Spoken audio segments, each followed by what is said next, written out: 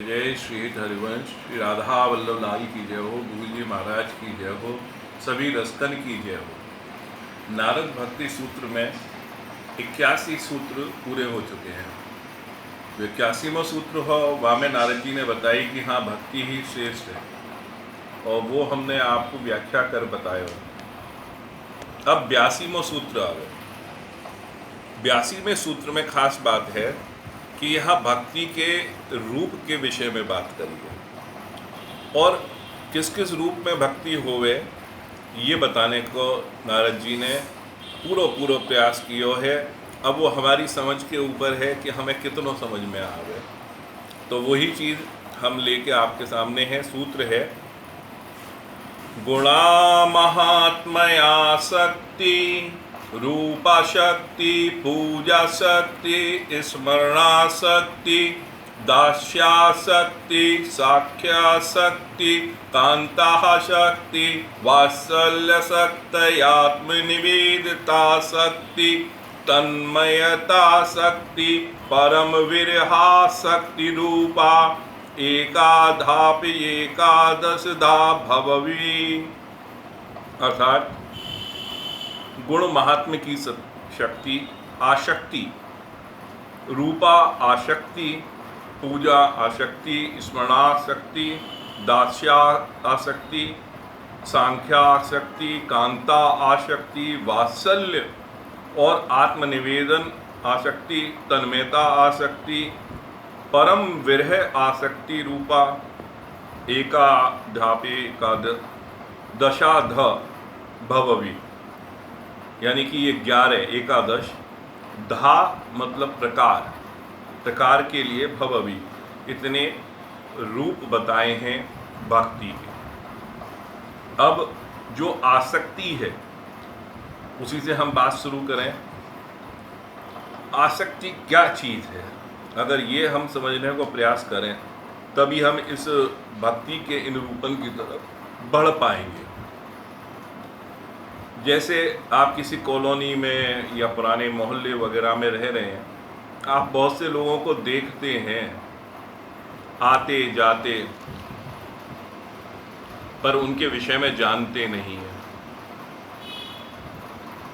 ऐसे ही आप जानते हैं कि ये चांद है, चांद को देख के प्रसन्नता होती है, अरे वाह बड़ा सुंदर रूप है, और तारे हैं बड़े सुंदर हैं, पर क्या उनके साथ आसक्ति है? जैसे हैं संसार में हैं, आते हैं जाते हैं दिखते हैं, कोई आसक्ति नाम की चीज नहीं है। आसक्ति कहाँ आती है?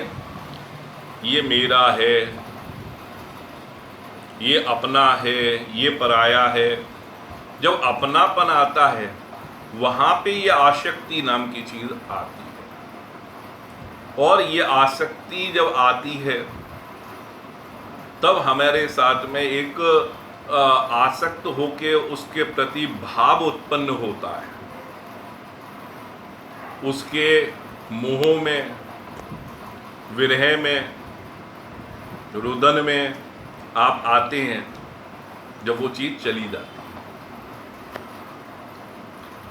पास में होती है, सुख अनुभव करते हैं, तो ये सांसारिक वस्तुओं के साथ में है। अब यही चीज नारद जी कह रहे हैं, यही आसक्ति प्रभु के साथ में हो तब उसका क्या हो। जैसे गुण महात्मा आसक्ति, सबसे पहले गुण महात्मा को सुनना, उनका नाम में आसक्ति होना, उनके गुण महात्म को सुनना, क्योंकि अब वो भगवान तो निराकार अजन्मा है और ऐसे ऐसे स्वरूप हैं, क्या हम उसको पा पाएंगे? तो इसके लिए भगवान ने भी एक काम किया कि भाई मैं तो गोलोक में बैठा हूँ, ये पृथ्वी पे हैं, तो इनको भाई कैसे ऊपर आया जाए, कोई रस्सी डाली जाए। तो उन्होंने यहाँ पे आके जब अवतार लिए तो उस समय जो लीलाएं की और जो भक्तों ने उसका अनुभव किया और जो पीढ़ी दर पीढ़ी आगे बढ़ती चली गई, उन लीलाओं में ये आनंद का भाव, ये आसक्ति जोड़ी कि वो आसक्ति की रस्सी को पकड़ के मेरे पास चले आए। अब उसको आने के लिए सबसे पहले सगुण, उनके गुणों को पहचानना। तो वही हमने पद में किया है, सगुण जान परीक्षित भूले भूख और प्यास, आदिराज प्रथु ने लिए 10,000 कान की आस। जो सगुण उपासना है उसका बहुत ही महत्व है। भगवान की लीला चिंतन जो नाम कान में पड़ता है। जब परीक्षित जी को सुखदेव जी महाराज कथा सुना रहे थे और 3 दिन बीत गए, उन्होंने जल भूख प्यास कुछ नहीं लग रही थी, उठे नहीं, तो परीक्षित जी ने कहा कि स्वयं कि भाई थोड़ा सा विश्राम कर लो। तो उन्होंने कहा नहीं प्रभु, इस सगुण उपासना में, इस नाम में, इस कथा में इतना आपके मुख चंद्र से जो अमृत, भागवत कथा का अमृत आ रहा है, उसी का मैं पान कर रहा हूँ। क्योंकि मैंने जो पाप किया वो इस भूख प्यास के आबद्ध होके ही किया कि ऋषि के मुनि में के गले में मैंने मरा हुआ सर्प डाल दिया, उनके जल को लेने के लिए मेरी इच्छा हुई, तो ये भूख प्यास ही थी। अब मैं नहीं चाहता कि मैं दोबारा से उसी में फंसूं। अब तो आप मुझे मुक्ति करके बताएं, मुक्ति का, मोक्ष का रास्ता दिखाएं। तो ये चीज परीक्षित जी ने कही। ऐसे ही आदिराज प्रथु हुए, जब भगवान जब दर्शन दिए तो उन्होंने, भगवान ने कहा कि प्रभु कुछ तो मांगो, कुछ तो वर लो। तो उन्होंने एक ही चीज कही कि मेरे 10,000 कान कर दो कि जहां पे भी आपकी कथा हो रही हो, श्रवण हो रहा हो, मैं अच्छे से सुन सकूं, आपके गुणों का मैं पान कर सकूं, आपके नाम का श्रवण कर सकूं। ऐसा ही हमारे यहाँ हनुमान जी चिरंजीवी में आते हैं, वो अमर हैं भाई, उनको पर ये माना जाता है, तुलसीदास जी को भी अनुभव हुआ, वो हर कथा में पहुंचते हैं। गोपियां भी यही भाव से मानती हैं उनकी कथाओं को कि कृष्ण भले ही चले जाएं, पर कुछ भी हो रहा हो, पर उनकी गुण लीला जो है उसका गान हम हमेशा करेंगे। भाई काले को संग मत करियो, पद है पूरा भागवत में भी आवे ये बात कि भाई मधुर हैं, भौरे हैं, ये काले रंग के हैं, कोयल है, ये बड़े अच्छे लगे, पर ये काले रंग पे विश्वास मत करियो। ये भी कह रही हैं गोपियां, और ये भी कह रही हैं उनके गुणों का गान नहीं छोड़ेंगे, हम सदा उनके गुणों में रंगे रहेंगे। तो ये हो गया उनके सगुण उपासना, सगुण से आसक्ति, सगुण से आसक्ति, उनके सगुण से आसक्ति कर ली। तो ये भक्ति का एक पहला रूप बताया। अब इससे बढ़ के अगर नारद जी ने जो कहा है, वो दूसरा रूप जो आपको बताया गया है, उसमें उन्होंने कहा है रूपासक्ति। रूपासक्ति मतलब रूप या सौंदर्य में आसक्ति उस प्रभु के। जब गुण हैं आपने सुने और उस प्रकार से उनके रूप आपके सामने प्रदर्शित हुआ, उस रूप पे आसक्ति होना। जो अवतार के समय भगवान के रूप है वो तो विभिन्न प्रकार के ऐसे ऐसी लीलाएं हैं कि क्या बताई जाए। पहले हम ये पंक्ति पढ़ लें, फिर आपको बताएं। सौंदर्य रूप आसक्ति हृदय आकार दिलावे, मस्त स्फूर्ति कपिल ज्ञान कच्छप धैर्य रूप कौला में। सौंदर्य रूप की जो आसक्ति है वो हृदय में आकार रूप प्रदान करती है प्रभु की उस लीला का, उस सौंदर्य का, उस पान का। जैसे मत्स्य रूप में स्फूर्ति वाला प्रभु का रूप रहा जब अवतार लिया, जब कपिल मुनि के रूप में आए तो ज्ञान का हुआ, जब कच्छप आए तो धैर्य का हुआ, जब वराह आए तो बल का हुआ, जब नरसिंह रूप में आए तो तेज का हुआ।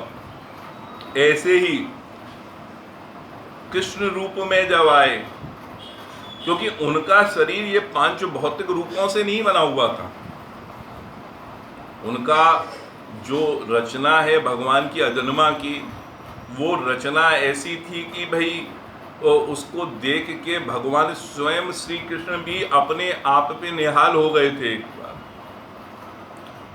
गाय अगर मुंह में घास चल रही है और वो बांसुरी वाला वहां से गुजर जाए तो वहीं की वहीं रह गई, वो स्तब्ध हो जाए।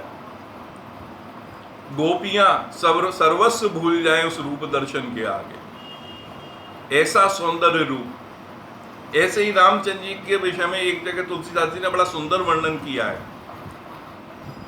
जब पुल बन गया और पुल पे चलने लगे तो उस समय पे सारे जीव जंतु आके समुद्र के, सिंधु के वहां पे दर्शन के लिए स्तब्ध होके खड़े हो गए। जिन पे से नर वानर ऋष होके गुजर जा रहे हैं पर वो स्तब्ध हैं, उस रूप के आगे मोहित हैं। राजा जनक परम ज्ञानी थे, जब स्वयंवर के समय प्रभु को देखा है तो क्या वर्णन किया है उस रूप सौंदर्य का। और जब वो दूल्हे बन के आए हैं, अगर आप इस बात में तनिक भी विश्वास रखते हैं कि रूप सौंदर्य का फर्क पड़ता है, अगर नहीं भी करते हैं तो आप मना नहीं कर पाएंगे। क्यों? क्योंकि इस पे बड़ी बड़ी कथाएं हैं, क्योंकि आसक्ति रूप से भी होती है। एक छोटी सी कथा बताते हैं आपको। श्री रामानुजाचार्य जी सब जब रंगधाम में थे तो जब वो जा रहे थे एक समय, तो उन्होंने देखा एक वेश्या जा रही थी और वेश्या की तरफ मुख करके और छाता लिए आदमी उल्टा उल्टा चल रहा है। बोले भाई इसको क्या हुआ? तो लोगों ने कहा कि ये इसके रूप सौंदर्य पे इतना मोहित है कि ये एक क्षण के लिए भी इसको देखना नहीं छोड़ना चाहता। बोले अरे, तो जो परम हृदय होते हैं भगवान के धर्मात्मा संत लोग, उनका तो है ही जीव का कल्याण करो कि भाई इसको नहीं पता है, इसको भी थोड़ी सी गति दो। उन्होंने कहा कि इसको जरा बुलाओ मेरे पास। जब बुलाने गए तो उसने मना कर दी कि नहीं साहब, मैं तो इनके सामने छाता लेके खड़ा हुआ हूँ और इनके सौंदर्य के आगे मैं नहीं जा रहा कहीं। तो उस गणिका ने कहा कि भाई महात्मा हैं, कहीं ऐसा ना हो कि कोई श्राप राप दे दे, तू चला जा। उसकी बात सुन के वो वहाँ से चला। तो बोले भाई क्यों ऐसा करते हो तुम? उल्टे उल्टे चल रहे हो उसकी तरफ देखते हुए, छाता उसको दिखाते हुए। बोले मैं इसके रूप सौंदर्य पे आकर्षित हूँ। बोले रूप सौंदर्य पे आकर्षित हो तो क्या इससे भी सुंदर मैं चीज़ तुम्हें दिखाऊंगा तो तुम देख पाओगे? बोले इससे सुंदर मैंने देखा ही नहीं संसार में। बोले ठीक है, संध्या के समय आरती होगी, मंदिर में आ जाना। उसको कहा निमंत्रण, बोले जरूर आऊँगा महाराज, आपकी आज्ञा हुई है। चला गया। और जब वो मंदिर में आया तो भक्त की बात रखने के लिए प्रभु ने साक्षात जो अपना स्वरूप है वो दिखाया, और उसके बाद वो कभी नहीं गया उस गणिका के पास या इस संसार में भी। और उनका नाम था धनुर्दास, जो रामानुजाचार्य जी के साथ में सदा रहे हैं। ये आसक्ति की बात है, केवल ये अपने हृदय की है कि हमारी आसक्ति है किसमें? उस रूप में, तो प्रभु के दुर्लभ रूप में, क्योंकि वो पांच भौतिक है ही नहीं, वो तो स्वात्विक किस पदार्थ से बना है, क्या रूप लेके भगवान आकार लेके हमारे सामने आए हैं, क्या दुर्लभ चीज, भाई उसकी दुर्लभता का कोई वर्णन ही नहीं है। ऐसे एक सेठ की, और उनके पास ऐसा हुआ कि भाई महात्मा आए हैं, सेठ जी को लगा कि मिलना चाहिए। वो महात्मा के पास गए, उन्होंने प्रणाम किया। महात्मा ने और लंबा प्रणाम किया। बोले अरे ये क्या कर रहे हो आप, हमें प्रणाम कर रहे हो? बोले क्यों, आपने प्रणाम किया तो मैंने भी प्रणाम किया। अरे नहीं, आप संत हैं, हम सांसारिक जीव, हम संसार में रहने वाले, आप सब छोड़ के संत बने हुए हैं और धर्म के लिए कार्य कर रहे हैं, धर्म की सेवा में लगे हुए हैं आप, तो आपको मैं नमस्कार करता हूँ। तो बोले नहीं, मुझसे भी बड़ा त्यागी तो आप हैं। बोले वो कैसे? बोले कि भाई तुमने इस संसार के लिए भगवान को छोड़ दिया, ये संसार में इतने बढ़ रहे हो। तो ये तो आसक्ति की बात है कि सेठ जी कहाँ लग रहे हैं और संत जी कहाँ लग रहे हैं। तो रूप सौंदर्य की आसक्ति भगवान के रूप से हो, संसार के रूप में क्या है। और रही बात इस आसक्ति की, तो आसक्ति ही आसक्ति को काटती है, जैसे हीरा हीरे को काटता है। और ये कहना मूर्खता होगा कि लोग कह देते हैं कि हट जा आसक्ति, मेरी इधर लग गई आसक्ति। कोई दासी है, कोई वो आपके यहाँ कर्मचारी है जो कह दिया और हट गए। बड़ा बड़ा अभ्यास करना पड़ जाता है, बड़े बड़े घोर संकट आते हैं, मन नहीं मानता, घूम फिर के वहीं पहुंचता है। पर उस मन को धीरे धीरे जब हमने उस तरफ लगा दिया और एक बार प्रभु की कृपा होने लगी, जब नाम गुण आया तो हमें रूप भी आया, और जब रूप में आसक्ति हुई तो तीसरी है हमारी पूजा शक्ति। तो पूजा शक्ति का तीसरा पद हम आपको बताते हैं इसमें।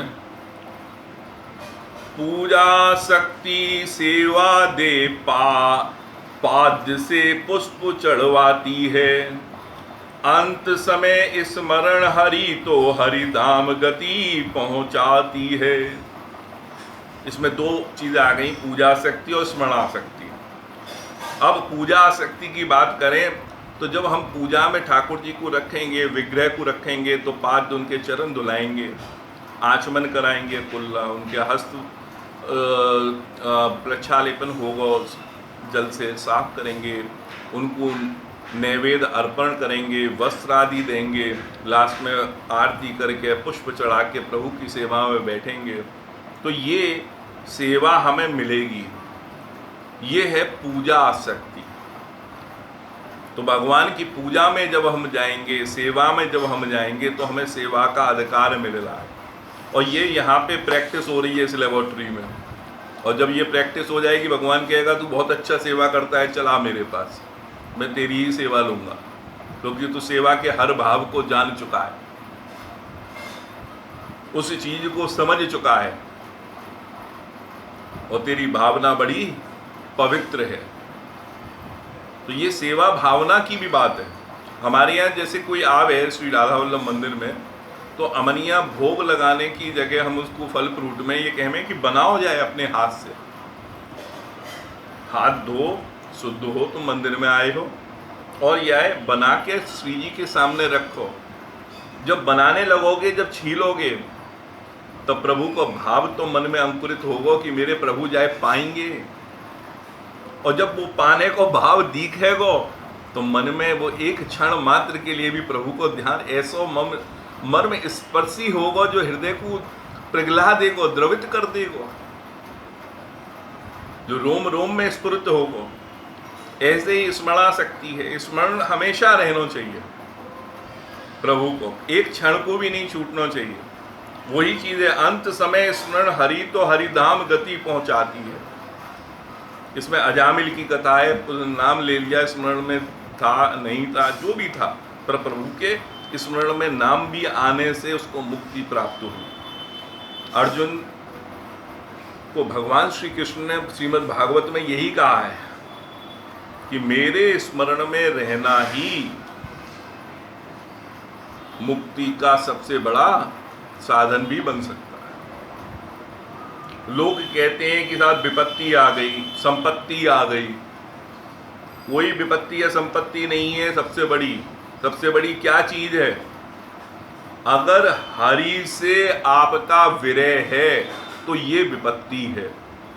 और कितनी भी बड़ी परेशानी आ रही हो, आज हम अपने सार्थक जीवन में आपको बता रहे हैं, क्योंकि इस धरती पे प्रत्येक जीव को कुछ ना कुछ जीवों के साथ जुड़ के हानि लाभ ये सब अपयश ये सब रहता है। पर अगर संपत्ति अगर उसके पास चाहिए तो वो भगवान का स्मरण ही है, भगवान से अलग नहीं है। तो कैसी भी विपत्ति आ जाए कुछ नहीं कर सकती, कुछ नहीं बिगाड़ सकती। वो प्रारब्ध की चोट है, भली आ रही होगी, ये भक्ति ही उसे काटेगी, ये भजन ही उसे काटेगा। इतनी ताकत है इसमें। इसलिए विपत्ति वही है जो भगवान को भूल गए, और संपत्ति वही है जब हमारे पास भगवान स्मरण में है। द्रौपदी और भगवान का संवाद भी आता है बाद में कि आपने देर लगा दी चीरहरण में वहां पे पहुंचने में। उन्होंने कहा अभी तक तो आप अपनी ताकत से लड़ रहे थे ना, और जब आपकी ताकत बोल गई तब आपने कहा हे प्रभु, तब हम पहुंच गए। कितनी देर लगी? ऐसे गजेंद्र मोक्ष में डूबते डूबते जब सूंड का ऊपर का भाग रह गया तब उसने बोले के कमल फूल लेके और भगवान को स्मरण किया है। जब तक वो अपनी ताकत में लगा हुआ था, वो मगर खींच रहा है पानी में और वो बाहर आ रहा है, लगे हुए थे, अपने ही उसमें लगे थे, प्रभु को ध्यान ही नहीं किया। हनुमान जी की बाल लीला में है, वो सूर्य के पास शिक्षा लेने के लिए गए थे, सूर्य नारायण के पास, और यहाँ पे राहु ने भाई प्रवेश कर लिया। अंजना जी को चाकरी करनी पड़ रही है, उनके पिता कोलू पे लग रहे हैं, इतने इतने कष्ट उठाने पड़ गए। और जैसे ही उन्होंने हनुमान जी को याद किया जो उन्होंने राहु भगाया है, तो प्रभु का स्मरण हमेशा रहना चाहिए, स्मरणा शक्ति। अब दास्या शक्ति, दास्य रूप में आसक्ति होना, तो उसकी पंक्ति है, दास्यासक्ति सेवानंद रहे, स्वयं आनंद न लेवे। सेवा का आनंद लें, स्वयं आनंद के लिए ना जामे कि मेरे को भी आनंद मिल रहा है। क्यों? क्योंकि वो अगली पंक्ति में है, दारुक लीला हृदय धरे तो निजता में ले में, तो निजता में सेवे, निजता की सेवा मिलेगी। क्या हुआ कि द्वारका में जो उनको सारथी हो भाई सेवा में, भगवान ने कही मेरे साथ में रहे, भाई यही पंखा की सेवा दे दी, और पंखा करते करते दारुक को तो भगवान के सब रूप को पता हो, तो मैंने कही देखो ऐसे साक्षात अनंत कोट ब्रह्मांड नायक भगवान को मैं यहाँ पे सेवा कर रहा हूँ, ऐसो मेरा भाग्य है कि मैं इनके सबसे निकट खड़ो भयो हूँ।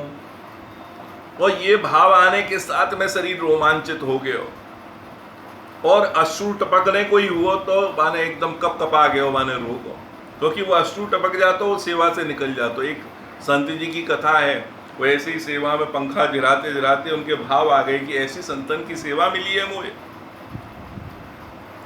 कि ऐसी प्रभु में लगी हुई आत्मा की मैं जीवात्मा सेवा कर रहा हूँ, ये मेरे इस जीवात्मा के कल्याण को विषय है कि इनके में कोई काम आयो। और ये भाव के साथ में मूर्छित हो गया, लोगों ने उठा के सेवा से भाई मुमुख कर दिया। तो इसलिए अपनो आनंद ना लेवे, सेवा को भाव रहे, सेवा आनंद बने, ये है दास्या शक्ति। और दास्या शक्ति के कई उदाहरण है, जैसे जो युधिष्ठिर जी ने रासुई यज्ञ किया, वो युधिष्ठिर जी ने अपने सम्राट बनने के लिए नहीं, भगवान को सर्वप्रथम पूजनीय वहां पे दिखाने के लिए कि मैं इनको दास हूं, ये मेरे पूजनीय है, इनके अंडर में ही ये सब कुछ हो रहा है।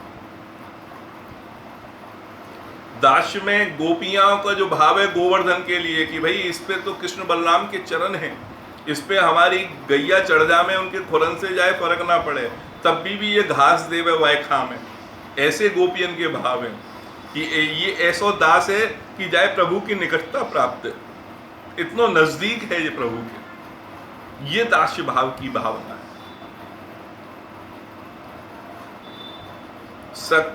सखा भाव, सख्या शक्ति प्रभु जितावे, स्वयं हार विजयी बनावे, श्री बलराम श्री दामा सुबल भद्र सब सखा कहा में।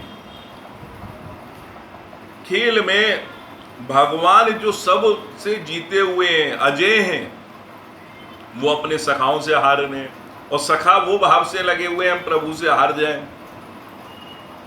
कैसी कैसी लीलाएं हो रही हैं, प्रभु चाह के ही वो जल में फेंक रहे हैं और कालिया मर्दन करके आ रहे हैं, कौन सी लीला में कौन कहाँ चल रहा है।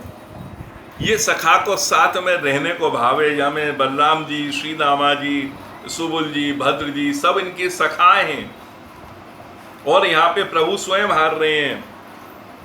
पर ये सखा में भी आगे भक्ति में बताया गया है कि दो तरह के होमे, कि एक तो जो प्रभु के साथ में ही भय वो जान लो, और दूसरे माने हुए भी होमे, जैसे कि विभीषण, सुग्रीव, बानर, रीछ, जो भगवान के साथ में, उनको भी वो सखा भाव मिलो, वो साथ में सखा के रूप में रहे हैं, प्रभु के बराबर के मानते हुए कि ये हमारे मित्र हैं, ये हमारे सखा हैं।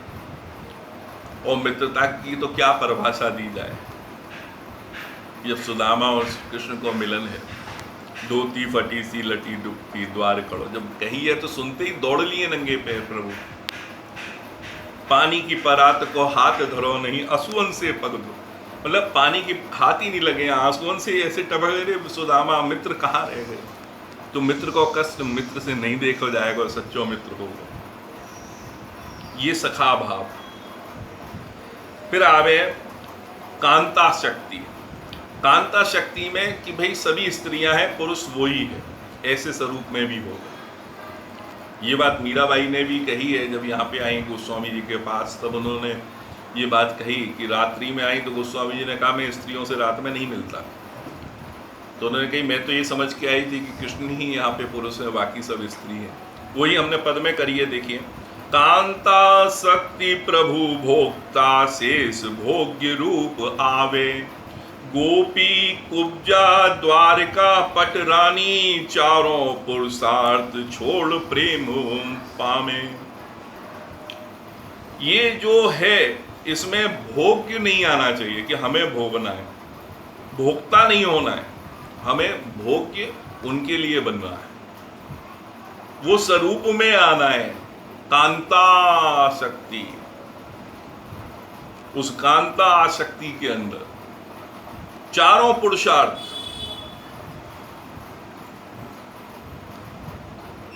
काम अर्थ मोक्ष, ये सब छोड़ दिए और तब प्रेम की भावना में लगी हैं गोपियां। कोई उनका नहीं रहेगी किसी में आसक्ति, इस किसी भी पुरुषार्थ में। ये पुरुष नाम की चीज ही, पुरुषार्थ ही इन्होंने छोड़ दिया कि यही पूजनीय है, यही मेरे हैं। ऐसे ही कुब्जा का है, तो मथुरा पहुंचे, कुब्जा को सीधी करके खड़ो किया, चंदन लगाया प्रभु ने। और बड़ी बड़ी लीलाएं हैं यहाँ ब्रज की। द्वारका की सभी पटरानियां, ये भाव है। वात्सल्या शक्ति परमात्मा को अल्पज्ञ अल्प शक्ति बालक बनावे। वात्सल्य शक्ति तो इतनी बड़ी है कि परमात्मा को भी अल्पज्ञ कम जानकारी से बच्चे को अल्प शक्ति, इसमें ताकत नहीं है तो बच्चा है, बालक है, ऐसो बालक बनावे। श्री नंद यशोदा ब्रज माताओं गायों में वात्सल्य बढ़ावे। ये उनको वात्सल्य बढ़ जावे प्रभु की उस लीला में।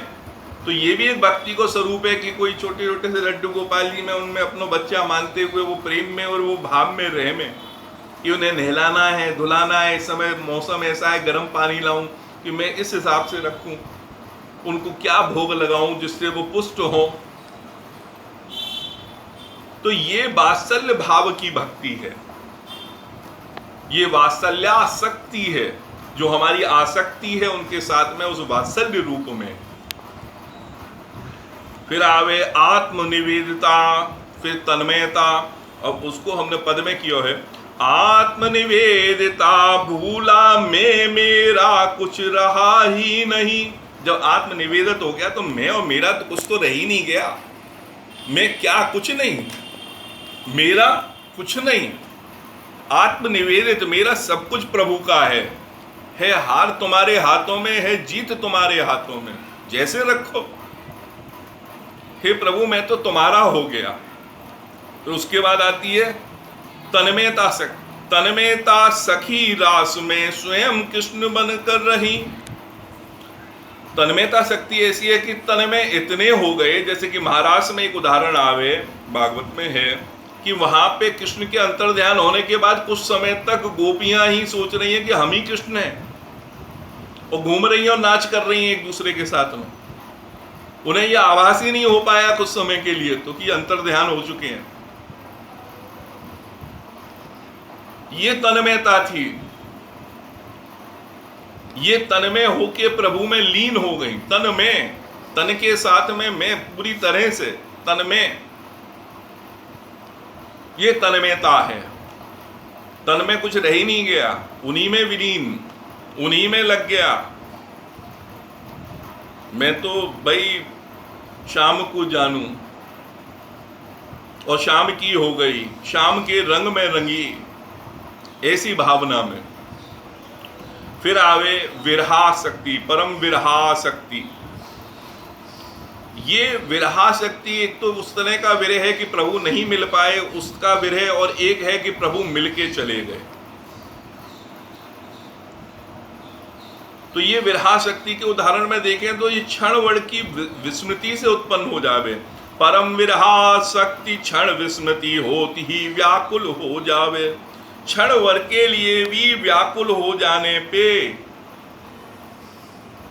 प्रिया जी लाल जी की गोद में हैं और क्षण के लिए, क्षण के भी कुछ अंश में, परमाणु सेकंड में ऐसा आभास भयो अरे कृष्ण का,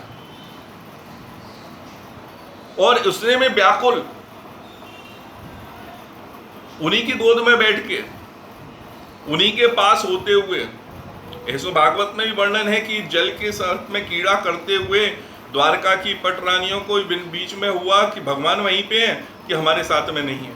विरह में व्याकुल होकर रोने चिल्लाने लगी। ये है परम विरहा शक्ति। हित विशाल लाल गुरु हित भजन लाल, हिये निज वृंदावन कूला में। हमारा तो ये मानना है गुरु जी महाराज के आशीर्वाद से कि हृदय में निज वृंदावन आवे। क्यों? क्योंकि अगर चैतन्य महाप्रभु और गुरु जी के साथ में हमारा ये मानना है कि हमें निज वृंदावन प्राप्त हो। जैसे कि हमने बताया कि चैतन्य महाप्रभु के वहाँ पे जो माने भक्ति के 5 रूप प्रमुख माने जामे, जैसे शांत, दास, सांग, सखा भाव, वात्सल्य भाव और माधुर्य भाव। और संतन आचार्यन की वाणी सुनेंगे तो उनको यही मानना है कि भाई हमारी योग्यता के साथ में वो आकार ग्रहण करते हो जावे।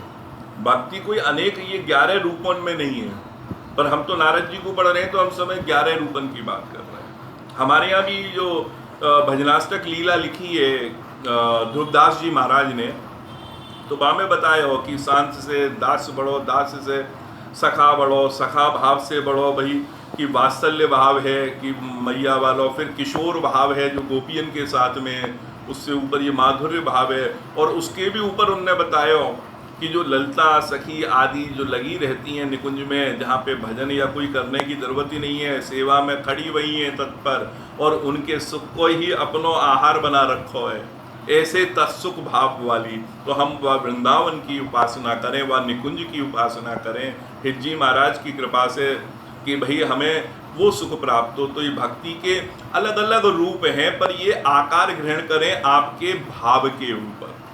तो 11 रूप इस सूत्र में श्री नारद जी ने बताए हैं, और देवर्षि नारद की वाणी है। 84 में से आज 82वां सूत्र हो गया। बहुत ही जल्दी 2 सूत्र होने के बाद में आपके पास में संपूर्ण नारद भक्ति सूत्र होगा। तो यहीं पे हम आज समाप्त कर रहे हैं। जय जय श्री हरिवंश, श्री हरिवंश, श्री